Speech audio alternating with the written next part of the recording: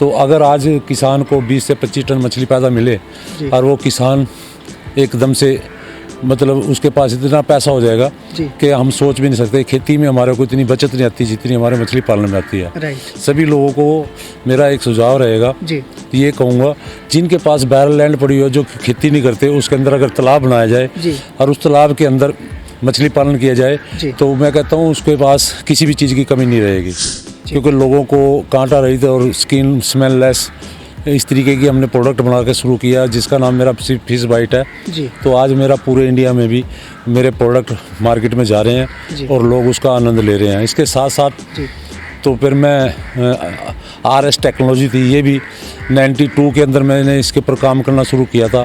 आज हिंदुस्तान में कम से कम इसके 500 प्रोजेक्ट लगे हैं। तो RAS जो है टेक्नोलॉजी सबसे पहले मैं इंडिया में लेके आया था। इजराइल की ये टेक्नोलॉजी थी और जो मैं टेक्नोलॉजी लेके आया था वो नॉर्वे से लेके आया था। हमारा स्टेट लेवल का मिला है, उसके बाद नेशनल लेवल का मिला हुआ है, उसके बाद इंटरनेशनल लेवल का मिला हुआ है, उसके बाद हमारे को पद्म श्री मिला है। पद्म श्री मेरे को ऐसे ही मिला, मुझे तो ये भी नहीं पता पद्म श्री होता क्या है, हर किसान के हिस्से में ये चीज़ आएगी। बिल्कुल। तो ये तो एक मोदी की सरकार है जिन्होंने चुन चुन के ऐसे जो प्रोग्रेसिव फार्मर है उनको ये ऐसे अवार्ड दे रहे हैं। मैं इस भारत सरकार का और मोदी जी सरकार का बहुत ज़्यादा धन्यवाद करता हूँ जो किसानों की बिना स्वार्थ से ये ऐसे उनको अवार्ड दिए जा रहे हैं। बिल्कुल। पद्म श्री एक छोटा अवार्ड नहीं है, देश का सबसे बड़ा अवार्ड है। बिल्कुल। और फार्मर को भी इससे बहुत ज़्यादा मोटिवेशन मिलता है। नमस्कार दोस्तों, बहुत बहुत स्वागत है आपका अवध लाइव चैनल पर। मैं हूं आप सभी का दोस्त और होस्ट आशुतोष तिवारी। दोस्तों आज हम दानवीर कड़ की नगरी करनाल हरियाणा में खड़े हैं और आप मेरे पीछे देख सकते हैं दोस्तों, ये जो फिश फार्म है दोस्तों, ये एशिया का सबसे बड़ा ब्रीडिंग फार्म है। यहाँ पे जो है मछली की तरह तरह की वैराइटीज़ और सीड्स जो है प्रोवाइड करते हैं। और आज आपको एक ऐसे प्रोग्रेसिव फार्मर से मिलवाने वाला हूं दोस्तों, जिनको भारत सरकार ने 2019 में पद्म श्री जैसे भारत के चौथे सबसे बड़े पुरस्कार से भी सम्मानित किया है। बहुत बड़ा नाम है दोस्तों। आज हम उनसे मिलने आए हैं और ढेर सारी जानकारी दोस्तों मछली पालन से संबंधित इस वीडियो में आपको मिलने वाली है। दोस्तों ये वीडियो बहुत ही ज़्यादा नॉलेज वाला और इंटरेस्टिंग होने वाला है।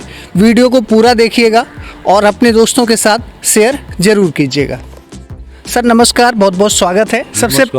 सबसे पहले अपना एक छोटा सा परिचय हमारे दर्शकों के लिए दीजिए। मेरा नाम सुल्तान सिंह, गांव बुटाना, जिला करनाल, हरियाणा का रहने वाला और मछली पालक हूँ। ठीक है। तो पिछले 40 साल से करीब हो गए मुझे ये काम करते हुए। सबसे पहले जो मैंने काम किया था तो वो पंचायती तालाब लीज पे लेके किया था। ठीक है सर। जब उसमें काम किया तो मैंने उस पर 82 के अंदर 20,000 रुपये 21,000 रुपये मैंने उसके अंदर लगाए थे और 1.5 साल के बाद मुझे 1.5 लाख रुपये मिल गया था। ठीक है। तो उसी टाइम बहुत पैसा था ये 1.5 लाख रुपया। तो उसी पैसे से फिर मैंने धीरे धीरे गांव के आसपास के तालाब लिए, उनमें काम स्टार्ट किया। उसके बाद फिर मैं अपनी पर्सनल ज़मीन में आया।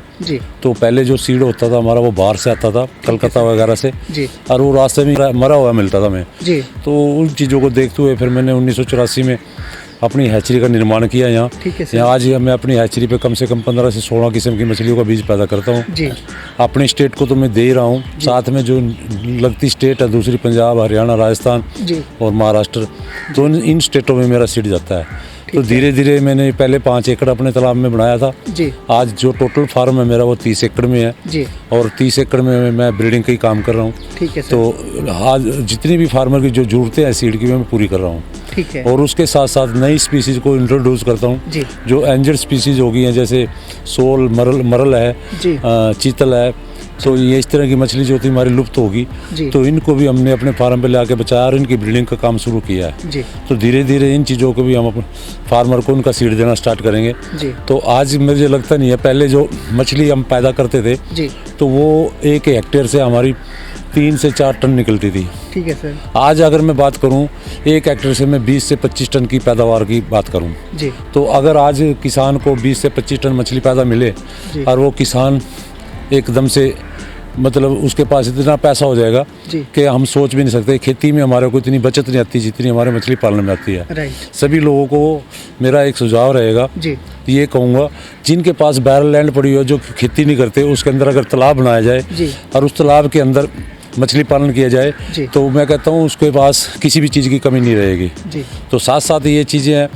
तो 1990 के अंदर मैंने फिर अपना एक प्रोसेसिंग का काम स्टार्ट करना शुरू किया था जी। तो उसमें भी मुझे 15 साल लगे हैं, क्योंकि लोगों को कांटा रही थी और स्किन स्मेल लेस इस तरीके की हमने प्रोडक्ट बना के शुरू किया, जिसका नाम मेरा फिश बाइट है जी। तो आज मेरा पूरे इंडिया में भी मेरे प्रोडक्ट मार्केट में जा रहे हैं और लोग उसका आनंद ले रहे हैं। इसके साथ साथ तो फिर मैं RS टेक्नोलॉजी थी, ये भी 92 के अंदर मैंने इसके ऊपर काम करना शुरू किया था। आज हिंदुस्तान में कम से कम इसके 500 प्रोजेक्ट लगे हैं। तो RAS जो है टेक्नोलॉजी सबसे पहले मैं इंडिया में लेके आया था। इजराइल की ये टेक्नोलॉजी थी और जो मैं टेक्नोलॉजी लेके आया था वो नॉर्वे से लेके आया था।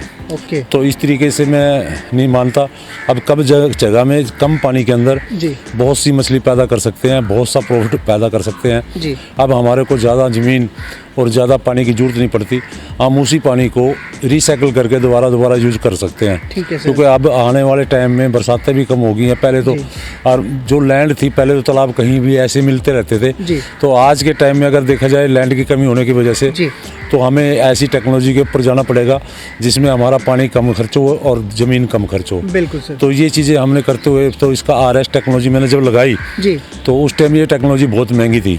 तो 1 करोड़ रुपए का एक ही प्रोजेक्ट था ये।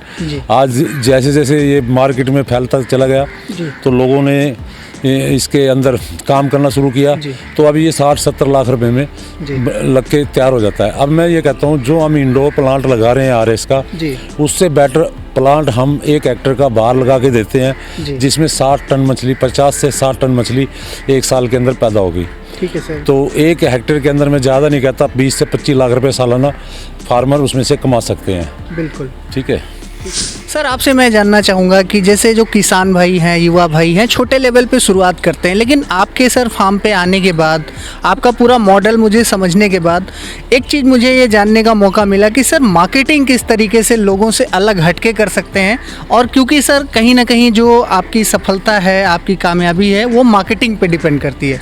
तो सर किस तरीके से मछली पालन में जो है मार्केटिंग स्ट्रेटजी आप कैसे बनाते हैं? मछली की मार्केटिंग में तो कोई प्रॉब्लम नहीं है। हिंदुस्तान में पहले मछली कम खाया करते थे खासकर नॉर्थ इंडिया के पार्ट में। तो इसके अंदर क्या था, तो जब ये मछली खानी शुरू की है, अब आज के टाइम में अगर देखा जाए सबसे ज़्यादा बीमारियां पैदा हो गई है इंसान के अंदर। एक तो हार्ट की प्रॉब्लम और दूसरी डायबिटीज़ की प्रॉब्लम। मछली के अंदर एक ऐसे गुण है जो खाएगा तो इनसे भी छुटकारा मिलेगा। जैसे ओमेगा 3 फैटी एसिड है, ये मछली में मिलता है। क्योंकि जो डायबिटीज़ के मरीज़ हैं उनको ये ठीक करने में काम करती है। तो आज के टाइम में अगर हम देखा जाए मार्केटिंग की तो कोई प्रॉब्लम नहीं है। दिल्ली जितना मर्जी मछली ले जाओ वो 1 दिन में सेल हो जाता है।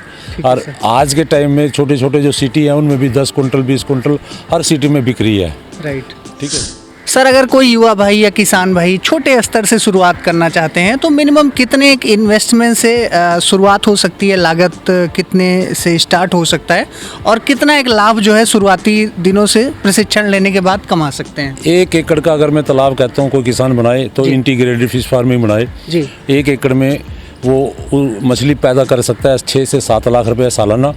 और उसकी जो ऊपर मेड बनाएंगे उसी के ऊपर डेयरी भी लगा सकता है, पोल्ट्री भी लगा सकता है और साथ में ऑर्गेनिक सब्जियां भी कर सकता है। तो इसको इंटीग्रेशन के अंदर अगर हम काम करें 1 साल में 1 एकड़ से 7 से 8 लाख रुपए की इनकम आराम से किसान की हो सकती है। बिल्कुल बिल्कुल सर। इसके अलावा हमने सुना है कि अभी हाल ही में आपने जो है एक्वाफोनिक खेती भी स्टार्ट करी है अपने फार्म के साथ में, थोड़ा उसके बारे में बताएं। अभी क्या है, मैं जब कनाडा गया पीछे तो वहाँ पे एक यूनिवर्सिटी में गया था। उस यूनिवर्सिटी के अंदर उन्होंने एक्वाफोनिक्स लगाया हुआ था। तो उसको देखते हुए मैं पिछले 6-7 साल से इस पे काम कर रहा था। इस साल मैंने अच्छा इस पे लार्ज स्केल पे काम करा और वो बहुत अच्छी सब्जियां पैदा हो रही हैं उसके अंदर। क्योंकि मैं सोच रहा हूँ 1 एकड़ पे नेक्स्ट ईयर पूरे तालाब पे ऑर्गेनिक सब्जियां भी इसके साथ उगाऊं। और आज का टाइम जो है सब ऑर्गेनिक खाने का मन करता है। मछली तो ऑर्गेनिक है ही, इसके साथ साथ जो हम सब्जी पैदा करेंगे वो भी ऑर्गेनिक है। बिल्कुल सर। आगे बढ़ते हैं, आपसे जो है एक इम्पॉर्टेंट सवाल लूँगा सर। आपकी सेवाओं को और खेती में बेसिकली फार्मिंग में आपके सेवाओं को देखते हुए भारत सरकार ने भी आपको पद्मश्री जैसे बड़े पुरस्कार से सम्मानित किया। तो सर वो अनुभव क्या था, थोड़ा उसके बारे में बताएं और कैसा फील हुआ आपको उस समय? देखिए, जितने भी सर्वोच्च अवार्ड हैं हमारे हिंदुस्तान के पहले तो मुझे हमारा स्टेट लेवल का मिला है जी, उसके बाद नेशनल लेवल का मिला हुआ है जी, उसके बाद इंटरनेशनल लेवल का मिला हुआ है जी, उसके बाद हमारे को पद्म श्री मिला है। जी, पद्म श्री मेरे को ऐसे ही मिला, मुझे तो ये भी नहीं पता पद्म श्री होता क्या जी। है, हर किसान के हिस्से में ये चीज़ आएगी। बिल्कुल, बिल्कुल। तो ये तो एक मोदी की सरकार है जिन्होंने चुन चुन के ऐसे जो प्रोग्रेसिव फार्मर है उनको ये ऐसे अवार्ड दे रहे हैं। मैं इस भारत सरकार का और मोदी जी सरकार का बहुत ज़्यादा धन्यवाद करता हूँ जो किसानों की बिना स्वार्थ से ये ऐसे उनको अवार्ड दिए जा रहे हैं। बिल्कुल, पद्म श्री एक छोटा अवार्ड नहीं है, देश का सबसे बड़ा अवार्ड है। बिल्कुल सर। और फार्मर को भी इससे बहुत ज़्यादा मोटिवेशन मिलता है।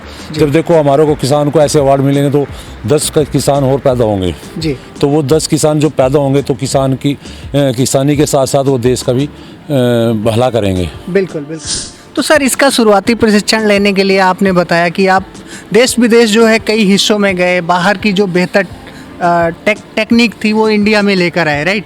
तो सर क्या अभी आप किसानों को यहाँ पे प्रशिक्षण भी देते हैं, युवाओं को? हाँ, युवाओं को मैंने 25,000 लोगों को यहाँ पे इस पे रोजगार लगाकर उनको ट्रेनिंग देके काम करना शुरू करवाया जी, जी। और वो सक्सेसफुल हो रहे हैं। आज के टाइम में अगर उनकी बात करें, मेरे गांव में कम से कम 100 लड़के हैं जी। और उनके जो मकान आप देखोगे ये कहेंगे जिम्मेदारों से कम नहीं है। बिल्कुल। और उनके पास 1 भी एकड़ जमीन नहीं है। राइट। बिना जमीन के उनके इतने अच्छे मकान लगे हुए हैं कि दूसरे जो किसान हैं जिनके पास जमीन है उनके इतने अच्छे मकान नहीं है। बिल्कुल। सर हमसे बातचीत करने के लिए और इतनी अच्छी जानकारी मछली पालन से संबंधित देने के लिए आपका बहुत बहुत धन्यवाद। Thank you. थैंक यू जी तो दोस्तों ये थे हमारे साथ श्री सुल्तान सिंह जी और आज हम बूटाना नीलोखेड़ी में खड़े हैं और सर ने अपने जो है भागीरथ प्रयास से इस पूरे क्षेत्र का नाम जो है पूरे वैश्विक स्तर पे जो है पहचान दिलाई है और सर को पद्म श्री से भी सम्मानित किया जा चुका है। जैसा मैंने आपको बताया बहुत ही लार्ज स्केल पे दोस्तों यहाँ पे मछली पालन किया जा रहा है और जो विदेशों की टेक्नोलॉजी जो तकनीक है मछली पालन की यहाँ पे आपको हर वो चीज़ देखने को मिलेगी दोस्तों। और सर जैसे जो प्रोग्रेसिव फार्मर हैं मैं इनके लिए कहना चाहूँगा दोस्तों कि कौन कहता है कि आसमां में छेद नहीं हो सकता, कौन कहता है कि आसमां में सुराख नहीं हो सकता, बस एक पत्थर तो तबीयत से उछालो यारो। तो आशा करते हैं दोस्तों कि हमारा आज का ये वीडियो आपको काफ़ी पसंद आया होगा। अगर आपको वीडियो अच्छा लगा तो ज़्यादा से ज़्यादा लाइक करें, अपने दोस्तों के साथ शेयर करें और अगर आप चैनल पर नए हैं तो चैनल को सब्सक्राइब ज़रूर करें दोस्तों। अब हमको इजाज़त दीजिए, बहुत जल्द मिलेंगे एक नई वीडियो में नई स्टोरी के साथ। तब तक के लिए नमस्कार, जय हिंद, अपना ख्याल रखिएगा।